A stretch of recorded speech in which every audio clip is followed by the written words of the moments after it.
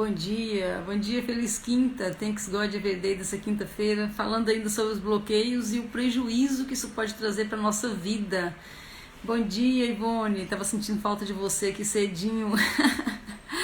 Bom dia, Anne, sejam bem-vindas. Hoje vamos falar mais um capítulo, né, da nossa conversa dessa semana, que é, bom dia, que é o que um bloqueio traz para nós, né? Quais são os prejuízos que um bloqueio pode trazer para nossa vida?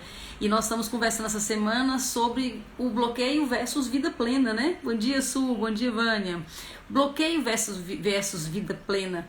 Então, o que nós temos direito? O que nós devemos viver? O que é importante? O que nós devemos priorizar ou não devemos priorizar? E tudo isso a gente vê à luz da palavra de Deus, né? Porque é a palavra de Deus que guia, lâmpada para os meus pés, né?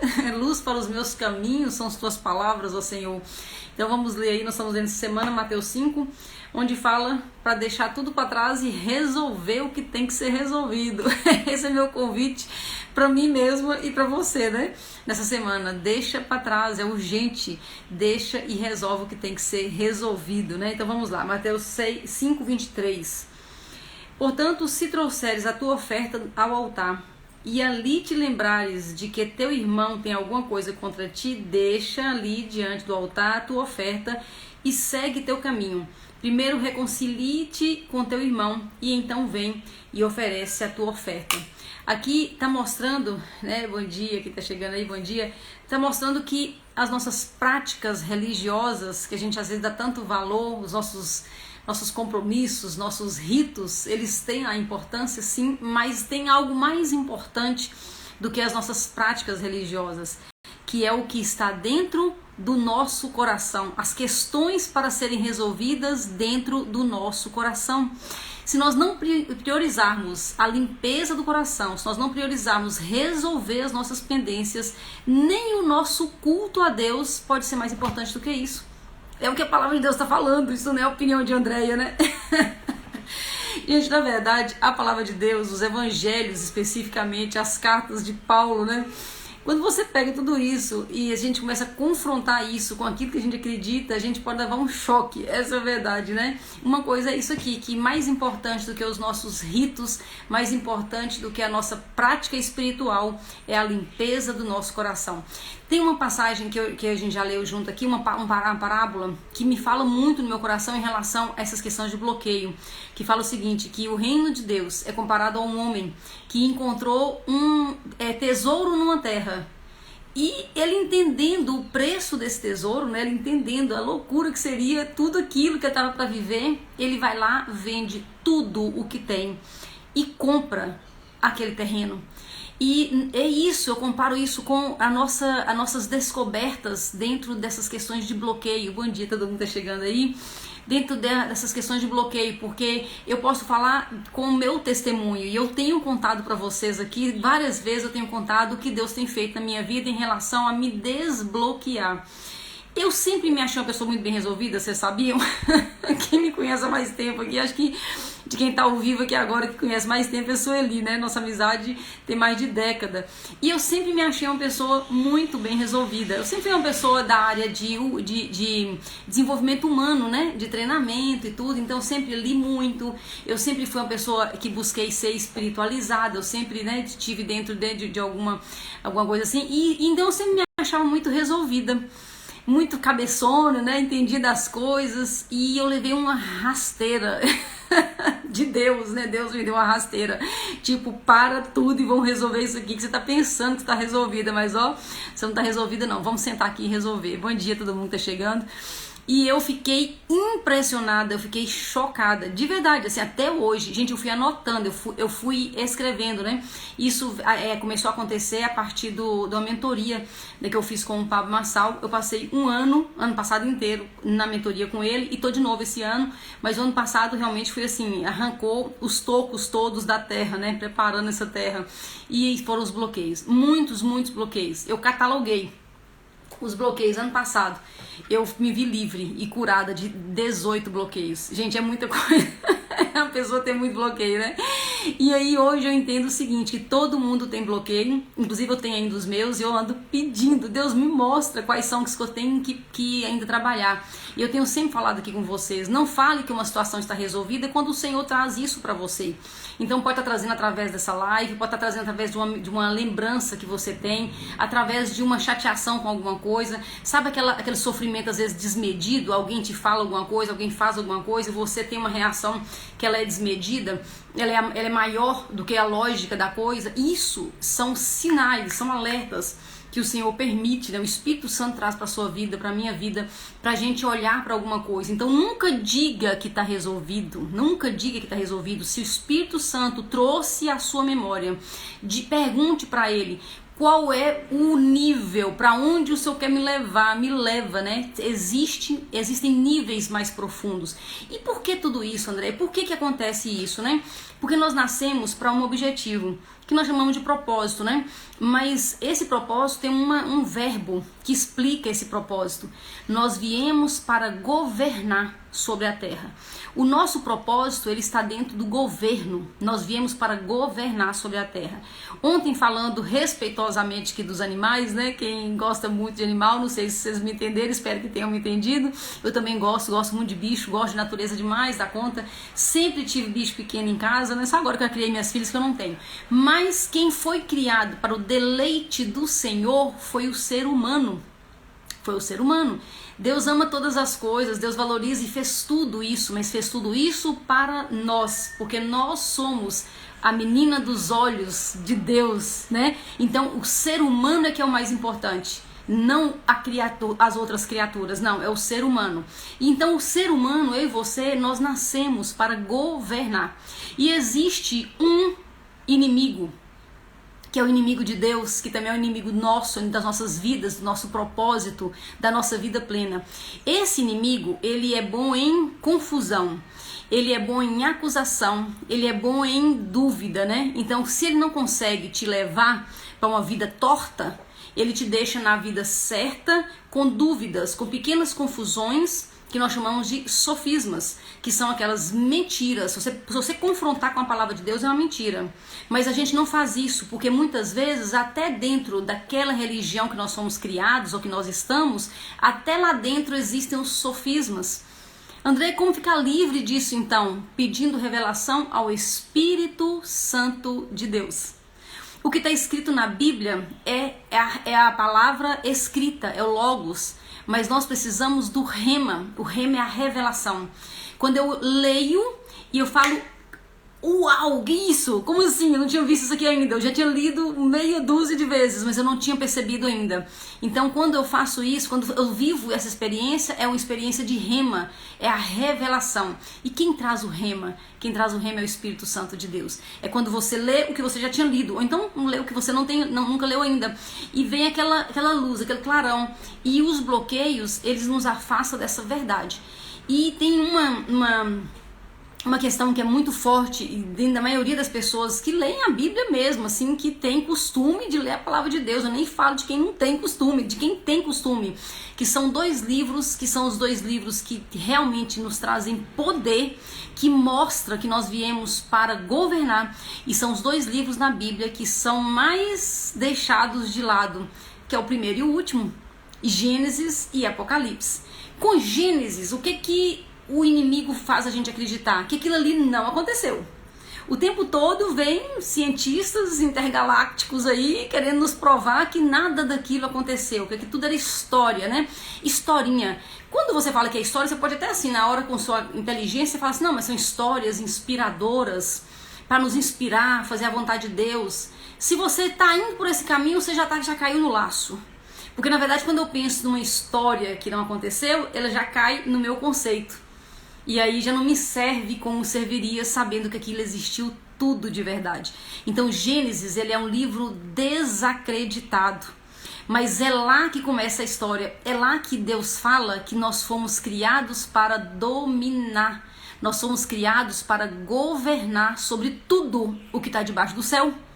Isso está escrito em Gênesis 1, a história toda de Deus. Presta atenção que a história de Deus não começa em Gênesis, né? A história que começa em Gênesis é a minha e a sua. Então a nossa história, a história do homem na terra, começa em Gênesis. A história de Deus não começa em Gênesis, né? Foi Deus que começou a história, só para não fazer confusão. Mas ali Deus fala por que ele criou o homem. Ele criou o homem para governar sobre tudo o que está debaixo do céu. E ele fecha a palavra, ele dá a palavra final em Apocalipse, que é um livro que a maioria, todo mundo não, né? A maioria das pessoas que leem a Bíblia evitam Apocalipse. Ou porque tem medo, ou porque dizem que é muito complicado. De qualquer forma, não é um livro muito lido. Então você não acha muita gente citando Apocalipse, né? E Gênesis também não. Então são os dois livros que colocam uma duvidazinha no nosso coração. E é ali que estão os segredos. Aí, claro, que é o início e o fim. E o desenrolar de toda a história vai dando certezas, como por exemplo no Evangelho, quando Jesus disse que nós faríamos obras maiores do que ele. A gente tem até medo dessa palavra, né? Meu Deus, não. Eu quero fazer tipo um pouco, mas maior não. Deus me livre de ofender a Deus, né? O espírito da religiosidade. Nós temos tanto medo de ofender a Deus porque nós pegamos Deus e colocamos Deus dentro de uma caixinha e a gente acha que Deus é tudo aquilo, né? Que está dentro da caixinha. A caixinha da nossa religião, da nossa religiosidade. Só que Deus é o alfa e o ômega. É o início e o fim, né? Ele é o rei da glória. E ele disse que quem cresce nele faria obras maiores do que ele faz. Alguém duvida, né? Não duvido não, mas não faço também, né? Então duvida, né? Então o tempo todo o inimigo de Deus, ele coloca, para mim, para você, é uma forma de nos manter afastado disso, do governo, porque foi para isso nós viemos. Como é que ele consegue nos afastar do governo?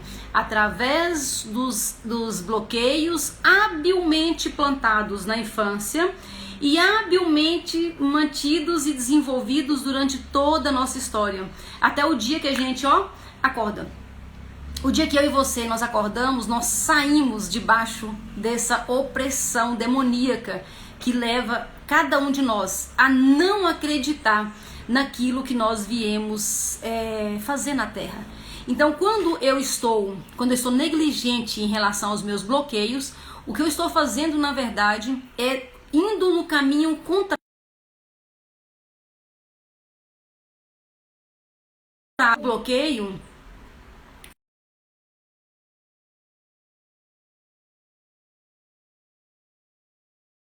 Ele celular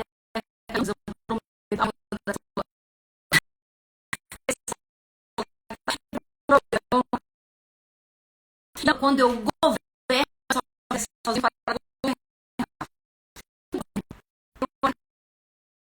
isso que Deus quer. Deus quer que eu atraia pessoas para também entrar no governo. Resumindo o nosso propósito, você pode ter propósito nas várias áreas da vida que nós temos. Cada um de nós pode descrever um propósito. Mas o que sustenta o propósito, o que realmente explica o propósito, é que nós viemos para governar e quando nós governamos, nós atraímos pessoas para também governar.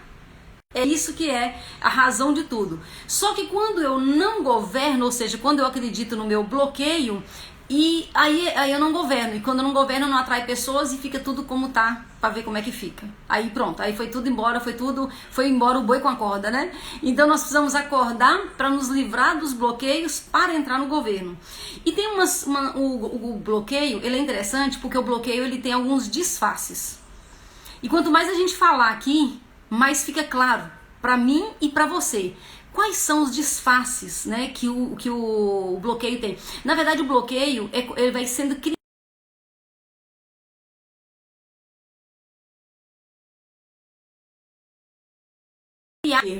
Olha o perigo que é esse negócio. Então, eu corro.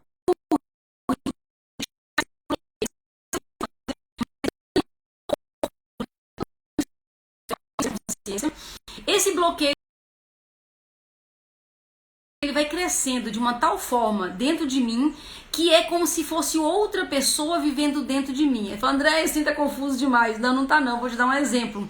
Muitas vezes, quando vem alguma oportunidade, quando vem alguma coisa, o seu bloqueio vai responder. Quando ele responde, ele ganha mais força. Por exemplo, vocês sabem que eu trabalho com emagrecimento já há 14 anos, né? E aí o bloqueio tá naquela pessoa. Imagine uma pessoa que precisa emagrecer. Bom dia, meninas, estão chegando aí, né? Que chegou depois, eu não dei bom dia. Lília, Fabiana, Leci, sendo todas bem-vindas. Então, quando eu não cuido do bloqueio, então vamos para lá de emagrecimento. Então eu não cuido do bloqueio. E o bloqueio pode ser um bloqueio de paternidade, né? Emagrecimento, falei sobre isso, né? Já essa semana, mas o bloqueio, o excesso de peso, a gordura corporal, ela pode estar respondendo a um bloqueio. Pode ser bloqueio de paternidade, bloqueio de autoestima, bloqueio de não merecimento, bloqueio de culpa, é muito comum. É interessante que, por exemplo, uma pessoa que foi abusada, ela sente culpa. Não é muito louco isso? E ela é bloqueada na culpa, e essa culpa faz com que ela se proteja para não cometer, entre aspas, o mesmo erro, ou seja, atrair de novo um homem que faça a mesma coisa com ela. É muito louco, eu sei que é, mas é bem assim que funciona. E aí, como é que esse bloqueio vai ganhando força dentro dessa... Vamos colocar aqui uma mulher, né? Pode ser homem também, mas vamos colocar uma mulher. E aí, quando eu tô aqui falando de emagrecimento, e aí vamos supor que eu encontro com essa pessoa, hipotética, né? Mas isso acontece com muita frequência.